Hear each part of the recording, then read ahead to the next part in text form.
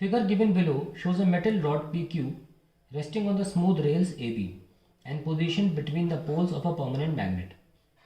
The rails, the rod, and the magnetic field are in three mutual perpendicular directions. A galvanometer G connects the rails through a switch K. Length of the rod is 15 cm. Magnetic field is 0.5 Tesla. Resistance of the closed loop containing the rod is 9 milliohms. Assume the field to be uniform. So, पहला question आता है, suppose K is open, the rod is moved with a speed of 12 cm per second in the direction shown in the figure. Give the polarity and magnitude of the induced EMF. तो ये पहला part से start करते हैं. ये diagram ने पहले बना दिया है और जो डेटा है उसको पहले लिख लेते हैं, जो भी डेटा गिवन थे. Length of rod is 0.15 metre, magnetic field is 0.5 tesla and resistance is 9 milli ohms -3 ohms. ये गिवन है. अब जो हमारे पास डेटा फर्स्ट पार्ट के लिए गिवन है वो है सपोज के इज ओपन. अभी के ओपन की गई है and rod is move with speed of 12 centimetre per second यानी कि 0.12 metre per second in the direction as shown. ये रॉड पी क्यू मूव की जा रही है. Give the polarity and the magnitude of induced EMF. तो हम जानते हैं ईएमएफ फील्ड तो नॉर्थ से साउथ जा रही है, तो ये रॉड इसको काट रही है पूरी तरीके से. तो हम सिंपली बी एल वी से आंसर निकाल सकते हैं. B is 0.5, length is 0.15 and velocity is 0.12. So we have 5 into 15 into 12 into 10 की power -5. So we have 15 5 is 75, 12 is 900, 10 की पावर -5 और we can write 9 10 power -3 volt और we can also write 9 milli volt. ये पहला part आ गया. अब polarity देखनी है तो रॉड लेकर आओ, ये वेलोसिटी और मैग्नेटिक फील्ड नीचे नॉर्थ से साउथ ये. तो V क्रॉस B कैसा है? क्लॉकवाइज. क्लॉकवाइज का मतलब अंदर, पर क्योंकि इलेक्ट्रॉन है ये उल्टा फॉलो करते हैं मैक्सवेल कॉर्कस्क्रू रूल को, तो बाहर. ठीक है. So we have Q end negative end P end positive. और अगर डायरेक्शन पूछेंगे तो ईएमएफ की Q to P. चलिए अब सेकेंड पार्ट कर लेते हैं. सेकेंड पार्ट पूछा है is there an excess charge built up at the ends of rods when K is open? What if K is closed? Answer is yes. Charge flow तो करा, पर क्योंकि ओपन है तो रॉड्स पे एक्सेस चार्ज डेवलप हो चुका है क्योंकि पाथ ओपन है. तो अगर हम कह रहे हैं कि अगर की को क्लोज कर देंगे तो क्या होगा? पहला पार्ट है येस एक्सेस चार्ज बिल्डअप है, और की को क्लोज करने से क्या होगा? If key is closed current will flow. और कितना है बताना है हमको? I equals to V by R. 9 milli volt upon R है 9 milli ohms. So we get 1 ampere. So we got the current also. Third part with K ओपन and the rod is moving uniformly, there is no net force on the electrons in the rod PQ, even though they do experience magnetic force due to motion of the rod. Explain. आइए देखते हैं. वो कह रहे हैं कि electrons पे net force zero क्यों है, जबकि मैग्नेटिक फोर्स तो लग ही रहा है. एक्चुअली हो क्या रहा है? वेलोसिटी इधर है, मैग्नेटिक फील्ड नीचे, इलेक्ट्रॉन्स यहाँ मूव करने लगे, माइनस माइनस हो गया और ये प्लस प्लस हो गया. As electrons move towards end Q, the end P, ये P है और ये Q है, P becomes positive and Q becomes negative, and hence an electric field gradually sets up between P and Q and in direction P2Q। तो इधर electric field generate होने लग गई। एज वी नो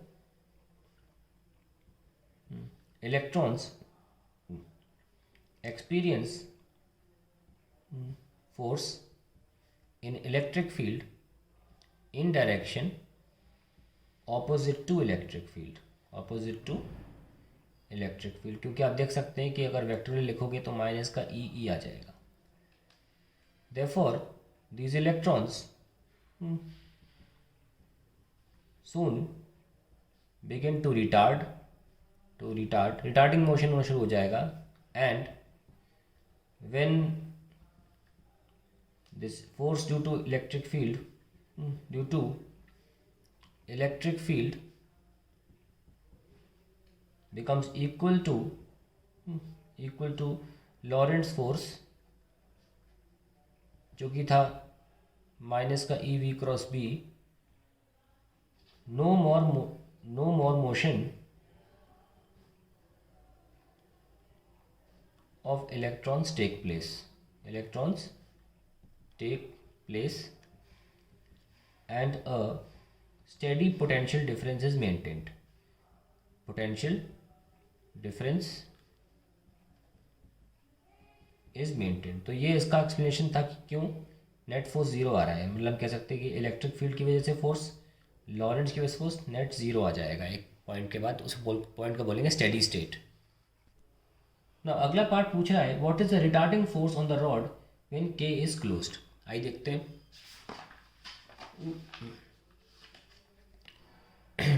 ये हमारी रॉड है P N Q, यहाँ plus और यहाँ माइनस। तो करंट जो है वो पी से क्यू फॉलो हो रहा है बाहर, यानी कि करंट जो है वो ऐसे जा रहा है रॉड में, ठीक है। तो अगर नोटिस करें मैग्नेटिक फील्ड हमारी इस तरफ है बी और करंट हमारा इधर है, तो आई क्रॉस बी। फोर्स कैसा लगता है आई एल क्रॉस बी, ये फॉर्मूला होता है ना। आपने तो यहाँ फोर्स लगाया क्योंकि इसको रेल पर तो मूव कराना पड़ेगा, आप कोई एक्सटर्नल फोर्स ही तो मूव कराए, खुद थोड़ी ना मूव करेगी रॉड।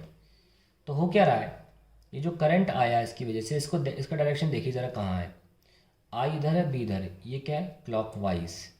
ये जो करंट है इसकी वजह से फोर्स अंदर लग रहा है, इसीलिए पूछा जा रहा है रिटार्डिंग फोर्स, ठीक है। तो आई एल बी से ही निकालेंगे हम करंट 1 एम्पियर निकाल चुके हैं, लेंथ 0.15 है और बी 0.5 है, 75 10⁻³ Newton, and that is the answer. ये फोर्स जो है ये अपोजिट टू अप्लाइड फोर्स है, अप्लाइड फोर्स। और ये भी सिंपली लेंजेस लॉ का ही केस मान सकते हैं कि आप जो कर रहे हैं उसका उल्टा करना चाहेगा, यही लेंजेस लॉ है, ठीक है ना। नाउ नेक्स्ट पार्ट देखते हैं। How much power is required to keep the rod moving at the same speed when K is closed. How much power is required when K is open. तो दो parts में है, हम D part तो कर चुके हैं, ई पार्ट आ गया। How much power is required, तो पावर होता है फोर्स इंटू वेलोसिटी।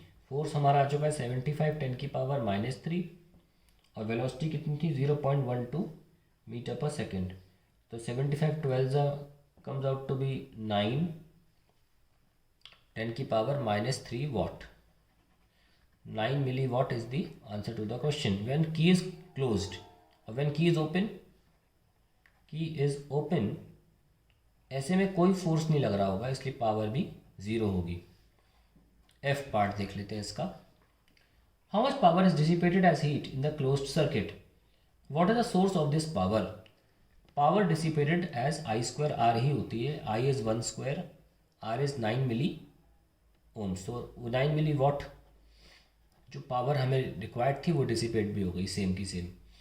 और सोर्स क्या है, द मैकेनिकल एफर्ट, जो आपने ताकत लगाई अपने हाथों से मूव कराया, मैकेनिकल एक्सटर्नल एफर्ट या external force which move the rod, ये सोर्स है पावर की, मूव द रॉड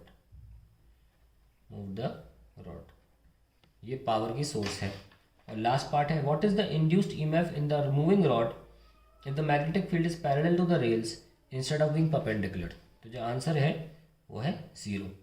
तो अगर मैग्नेटिक फील्ड रेल्स के पैरेलल होती है ऐसे, तो obviously the power would have been zero, EMF would have been zero, because EMF के लिए एक रॉड को कट थ्रू करना बहुत ज़रूरी होता है, मैग्नेटिक फील्ड को कट करना बहुत ज़रूरी है, अगर पैरेलल होगी तो कट नहीं करेगी। सो ये बहुत बड़ा क्वेश्चन था, 6 पार्ट का एनसीईआरटी क्वेश्चन है, बहुत इंपॉर्टेंट है, इसका एक आध पार्ट ज़रूर आएगा, ज़रूर, तो उसको ध्यान से पढ़ें।